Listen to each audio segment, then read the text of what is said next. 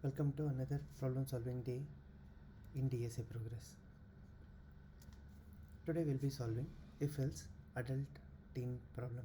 So the problem states, given an integer age, print on the screen adult if age is greater than or equal to 18, teen if the age is less than 18. Do not change the case of any letter in adult and teen while printing the answer. So let's solve this problem. So the input is given in integer data type. So we'll write if else conditions here. If age is less than 18,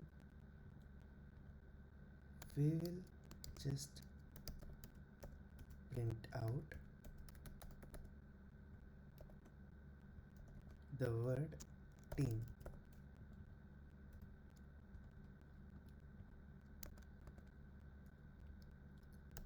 Else if the other condition is if age is greater than or equal to 18, we have to print out adult.